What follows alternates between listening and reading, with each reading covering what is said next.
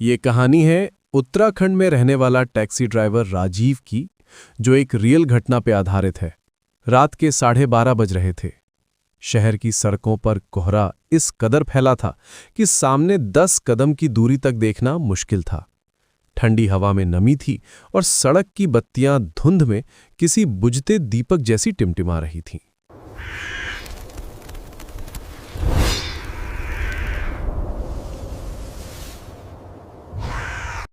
राजीव, लगभग 40 साल का टैक्सी ड्राइवर, अपनी पुरानी अम्बेसडर टैक्सी चलाते हुए शहर के बाहरी इलाके की तरफ जा रहा था। रात भर सवारी नहीं मिली थी और पेट्रोल की सुई लाल निशान को छूने लगी थी। उसने गाड़ी के रेडियो को हल्का सा घुमाया, लेकिन बस खड़खड़ाती स्टैटिक आवाज आई। श्श! राजीव ने झुंझलाकर रेडियो बंद कर दिया। साला, इस कोहरे में तो भूत भी डर जाए, उसने खुद से बड़बड़ाया और सिगरेट सुलगाई। अचानक सड़क के किनारे उसे एक सफेद कपड़ों में लिपटी औरत दिखाई दी। वो सिर से पांव तक भीगी हुई लग रही थी, जैसे बारिश में भटक गई हो। उसके हाथ में एक शॉल थी जो उसके कंधे से फिसलकर सड़क पर गिर गई थी। राजीव ने गाड़ी रोकी। बहन जी, इस वक्त यहाँ अकेली? औरत ने धीरे धीरे सिर उठाया। उसका चेहरा अधकचरे चांद की तरह दिख रहा था, पीला, ठंडा और बिना हाव भाव का। उसकी आंखों में कुछ था, एक अजीब सी खालीपन, जो राजीव को कुछ पल के लिए ठिठका गया। मुझे शहर तक छोड़ दीजिए, उसने धीमी, लगभग फुसफुसाहट जैसी आवाज में कहा।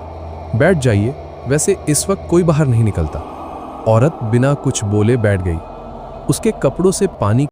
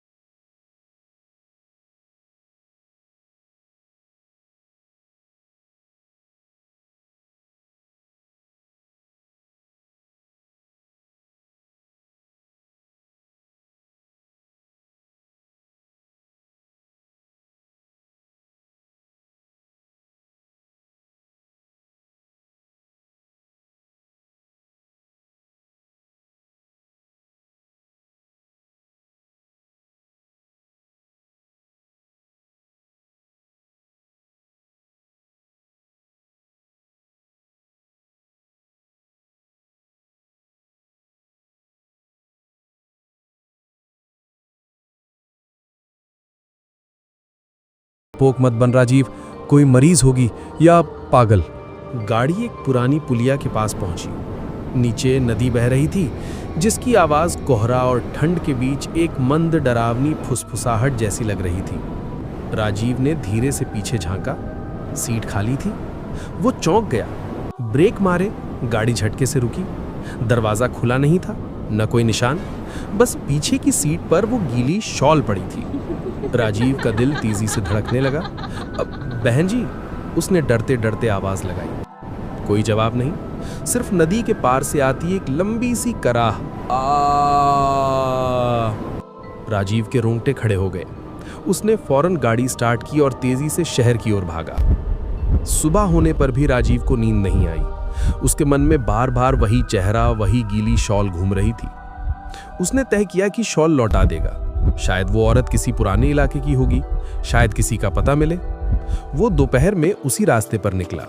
सड़क अब साफ थी, लेकिन वो जगह, वही पुलिया अब भी सुनी थी। उसने गांव वालों से पूछा, भाई साहब, यहां कोई औरत रहती है क्या जो चर्च के पास जाती हो?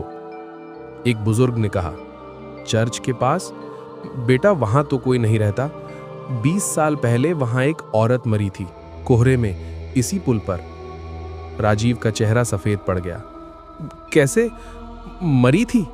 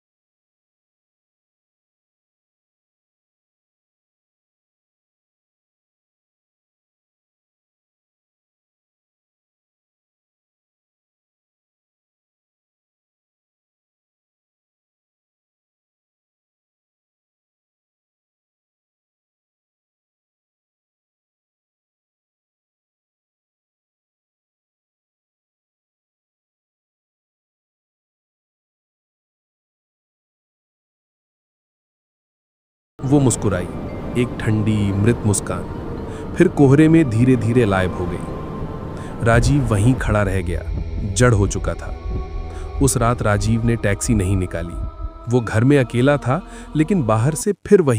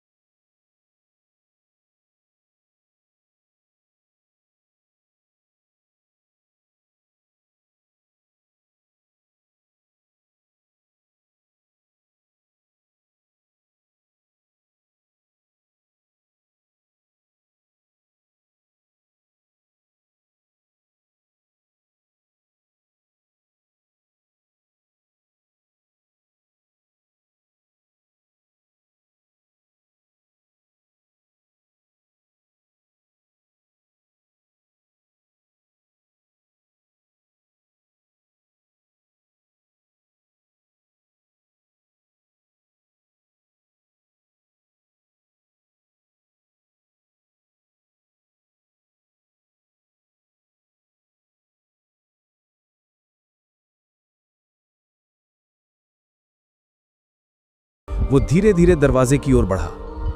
कानों में अब सिर्फ उसका दिल धड़क रहा था, धक धक धक। उसने धीरे से दरवाजा खोला। बाहर कोहरा था, किसी इंसान की शक्ल नहीं, बस सफेद।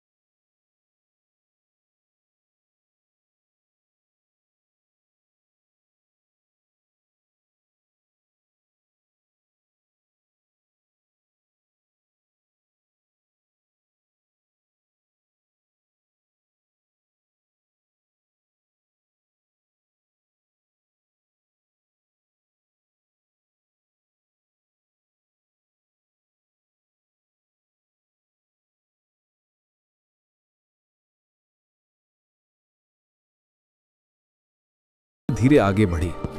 हर कदम पर उसके पैरों की गूंज दीवारों से टकरा रही थी। राजीव ने आंखें बंद की और कांपती आवाज में बोला, मैंने तुम्हारी शॉल लौटा दी थी, फिर क्या चाहती हो तुम? औरत का चेहरा अब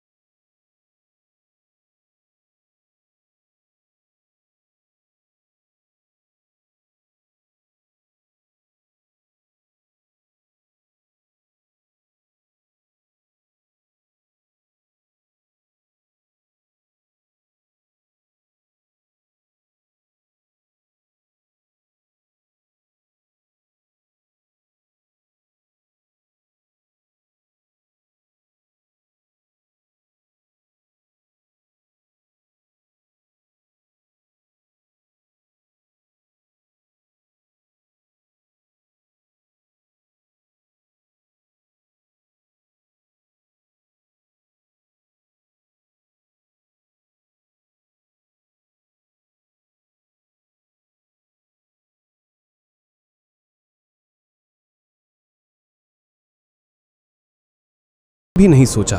वो भागा, दरवाजा खोलकर टैक्सी में बैठा और कोहरे में निकल गया। बाहर वही सुनसान सड़क, वही ठंड, वही कोहरा। राजीव टैक्सी को तेज भगाता है। सामने कुछ नहीं दिख रहा था, सिर्फ धुंध और टैक्सी की आवाज। अचानक कहीं दूर से घंटी बजी, टन टन टन। राजीव रुक गया। वो आवाज पुराने चर्च की दिशा से आ रही थी। उसका शरीर कांप गया, लेकिन किसी अदृश्य खिंचाव से वो चल पड़ा। धीरे धीरे